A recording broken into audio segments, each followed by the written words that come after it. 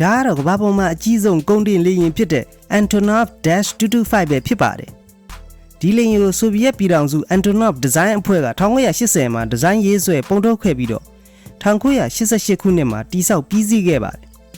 အဲ့ဒီနှစ်ဒီဇင်ဘာ21မှာပဲစတင်ပြန်သန်းနိုင်ခဲ့ပါတယ်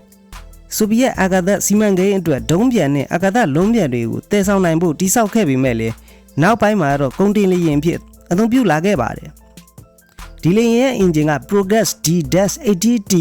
တာဘိုအင်ဂျင်6လုံးတက်ဆင်ထားပြီးတော့ဘိန်း32လုံးပါဝင်ပါတယ်အရှည်ကတော့43မီတာရှည်ပြီးတော့4မီတာကျော်မြင့်ပါတယ်လေယာဉ်အတွင်းပိုင်းကတော့ 6.4 မီတာကျယ်ဝန်းပါတယ်ဒီလေယာဉ်ဟာတန်250လောက်လေးတဲ့ကုန်မွန်တွေကိုဝန်ကောင်းထဲမှာတင်ဆောင်ပြန်သန်းနိုင်ပြီးတော့တန်200လောက်လေးတဲ့ကုန်မွန်တွေကိုတော့လေယာဉ်ရဲ့ကြောကုန်းဘက်မှာတင်ဆောင်ပြန်သန်းနိုင်ပါတယ်2001ခုနှစ်မှာအမေရိကန်ဒေါ်လာတန်20ကျော်ကုန်ကျခံပြီးပြုပြင်မှုမှန်တိစောက်ခဲ့ပြီးနောက်အမြင့်ဆုံးတန်ချိန်640ထိတည်ယူပြန်သန်းနိုင်ခဲ့ပါတယ်ဆိုဗီယက်ပြည်ထောင်စုကြီးပြိုကွဲသွားပြီးနောက်မှာတော့ဒီလေယာဉ်ကိုယူကရိန်းနိုင်ငံရှိ Antonov လေကြောင်းလိုင်းရပဲဆက်လက်ထိန်းသိမ်းထားခဲ့ပါတယ်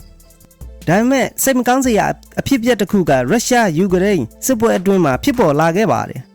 2022ဖေဖော်ဝါရီလမှာအဲ့ဒီစစ်ပွဲရဲ့ဒဏ်ကြောင့်ဖျက်ဆီးခံခဲ့လိုက်ရပါတယ်ယူကရိန်းအစိုးရအပြန်လည်တည်ဆောက်ဖို့ဂရီပေးခဲ့ပေမဲ့လည်း